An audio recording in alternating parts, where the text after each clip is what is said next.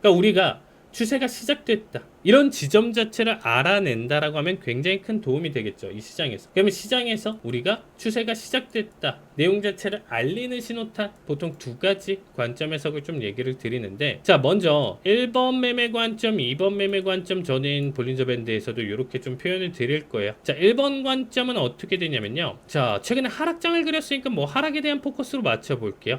앞에서 상단 하단을 계속적으로 이렇게 터치를 했다라는 거예요, 가격대가. 그래서 이러한 수평을 만들었겠죠, 상단 하단을 만들다가. 그런데 어느 순간 가져가다가 얘가 이 중심 라인대 부근대에서 앞에처럼 상단을 터치하지 못하고 이렇게 다시금 바닥을 눌러주고, 상단을 터치하지 못한 수준에서 바닥을 눌러주는 이러한 시그널을 보여줄 거예요. 한 번 가지고는 모자라요. 보통 두 번까지 보는 게 좋습니다. 보통 저는 밴드 상단과 하단을 터치를 하면서 넘어가는 내용 자체를, 이렇게 내려가는 움직임 자체를, 요거를 한파동에 대한 관점 해석으로 바라보거든요. 그러면 얘는 한파동을 계속 그리면서 앞에서 보여주다가 중심값을 밟아주면서 더 이상 반대쪽 상단에 터치하지 못하고 눌렀기 때문에 얘는 반파동 두 번 이상, 여기가 굉장히 그 방향성에 대한 내용 자체로 추세를 그릴 가능성이 높다라고 보통 표현을 드려요. 뭐 항상 나오는 건 아니지만 뭐 한 번만 주고 나올 때도 있고 갑작스럽게 날릴 때도 있어요. 근데 이 반파동 저항이 두 번 이상이다라는 거는 어떠한 움직임을 보여줄 거냐면, 이렇게 상단에 터치하지 못하고 저항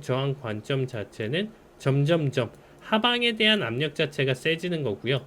이 밴드 하단 라인대를 계속적으로 건들고 살짝이라도 이탈하는 움직임 자체를, 몇 번의 움직임 자체를 보여줬었을 때 밴드가 자연스럽게 입을 벌리고 이렇게 열리는 결과값을 만들어 주거든요. 그렇기 때문에 초반에는 이렇게 확장되는 결과값을 만들어지다가 결론적으로는 이렇게 추세를 그리면서 폭락 그리고 큰 하락에 대한 관점 해석으로 넘어간다는 거예요. 그래서 1번 매매 관점에 대한 해석 자체는 보통 이렇게 가져가고요. 2번에 대한 해석은 사실상 가장 첫 시간에 가져갔었던 기준봉에 대한 내용 자체랑 흡사해요. 그러니까 결론적으로는 앞에서 어떤 변동성이 나와주던 밴드를 찢어버리면서 강력한 장대 양봉이나 장대 음봉이 출현을 한다라고 하면, 사실상 이 밴드는 후행성 지표이기 때문에 이평선과 사실상 밀접한 관계가 있고 편차에 대한 내용 자체를 유지해야 되기 때문에 이 결과가 만들어진다라고 하면 이 뒤는 열릴 수밖에 없다라는 거예요. 그렇기 때문에 여기에 대한 중심 내용 해석 담아두면서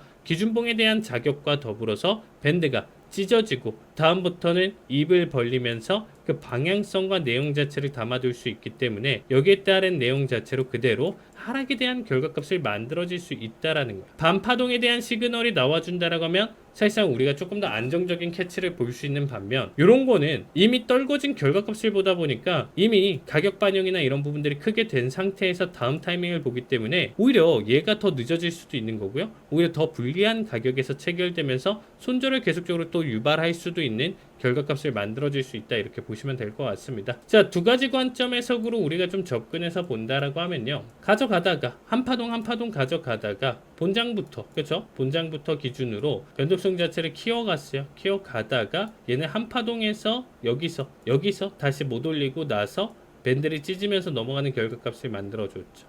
찢으면서 넘어가다 보니까 여기 이전 캔들까지만 본다라고 하면, 찢기기 전까지만 본다라고 하면, 여기서 만약에 밴드를 찢는 캔들이 아니고 안착이나 양봉을 그린다라고 하면 이대로 그냥 확장형 횡보의 유지다라는 거예요. 얘가 만들어졌기 때문에, 이 다음 얘가 만들어졌기 때문에 밴드가 입을 벌리면서 종가 형성이 되는 거고, 이 결과에 따라서 지속적으로 하락에 대한 결과값을 만들어질 수 있다라는 거죠. 결국에는 밴드 하단에서 되돌리지 못하는 작업 자체를 보여줄 수 있는, 그래서 밴드를 찢는 자리 값들을 저는 굉장히 좀 많이 살피면서 그 방향성대로 보는 편이에요. 왜? 보통 제가 대응하고 지금 진행하는 시간 자체가 본장 시간 기준이기 때문에, 풀이장을 기준으로 담아두지 않기 때문에 이러한 내용 자체를 체크를 하면서 많이 보는 편입니다. 사실상 데이터가 최근에 이렇게 횡보를 계속적으로 가져가는 결과값 자체에서 이렇게 찢어버리면 거기에 대한 방향성으로 밀고 넘어간다라는 거예요. 갑작스럽게 큰 이탈은 반파동 저항을 만들어지지 않은 상태에서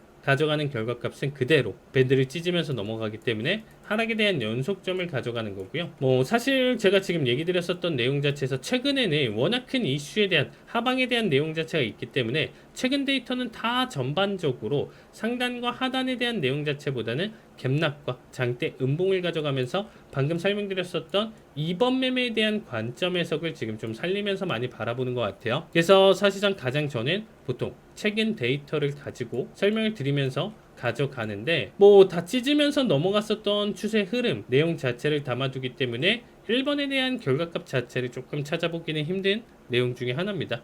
요거는 데이터 나와주는 대로 다시 한번 좀 설명을 가져가고요.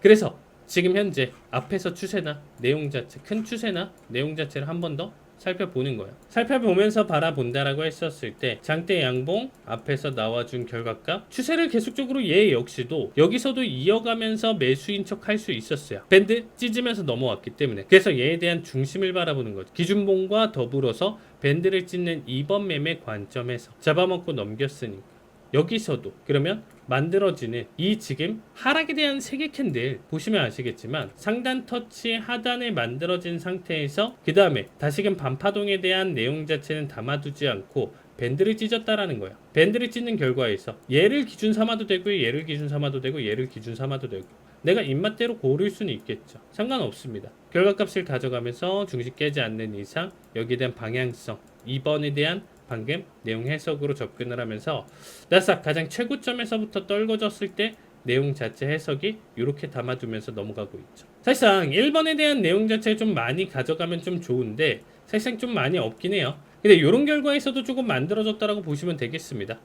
자, 1번 같은 결과가 횡보 자리값에서 지금 횡보 파동 가져가는 자리값에서 반파동 지지 상단 하단 터치 상단 이게 온봉인데 1번 봉상 쪼갠다라고 하면 여기는 조금 더 잘게 만들어졌겠죠.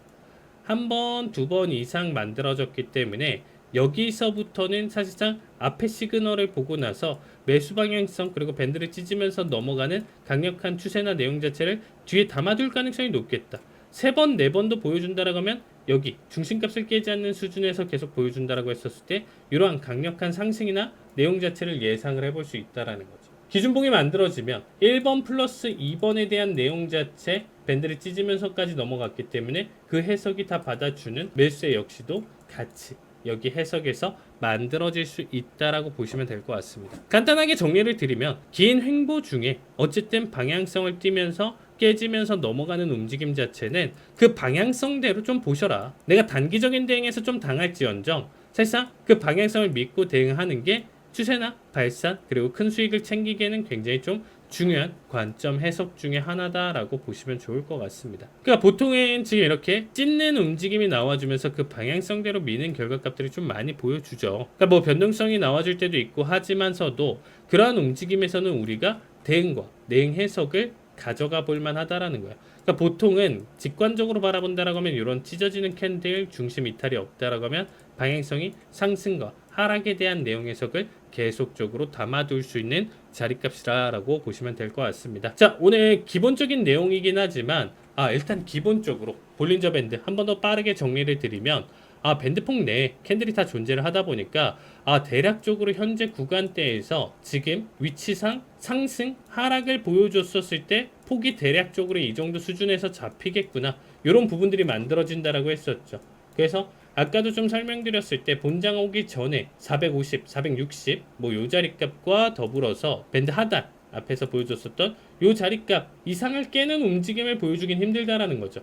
이 사이 구간대에서 놀 확률이 높은 거고 이제 본장이 얼마 남지 않은 시점에서 본다라고 했었을 때 이제부터 바라보시면 어떤 느낌이죠? 밴드 상단, 하단 터치를 보여주고 대략적인 상단 그리고 나서 지금 반파동 움직임에서 상단의 터치를 만약에 보여주고 한 번 더 눌러주고 나서 상단에 보여준다라고 하면 반파동 지지에 대한 2번 여부와 떠나서 사실상 추가적인 상승 가능성도 있는 자리. 바닥 자리 값을 눌러준다라고 하면 다시금 앞에서의 파동 자체가 제자리 걸음이고요. 여기서 사실상 2번에 또다시 매도에 대한 타이밍 자체를 또 바라본다라고 하면 반파동 저항을 2번 바라봐야 된다라는 거예요. 그거를 무시하고 바라볼 수 있는 거는 본장에서 강력하게 만들어질 수 있는 장대 양음봉에 따라서 찢어주는 장대 양음봉에 따라서 그 방향성마저도 같이 결정 지으면서 바라볼 수 있다라는 거. 여기까지 해석을 보면서 볼린저 밴드를 단순하게 바라보시는 내용부터 조금 더 심화 있는 내용까지 설명을 드렸습니다. 자, 오늘 교육 내용은 여기까지 가져가고요. 내일은 다른 내용으로 찾아뵙도록 하겠습니다. 자, 오늘 여기까지 하도록 하겠습니다. 수고하셨습니다. 감사합니다.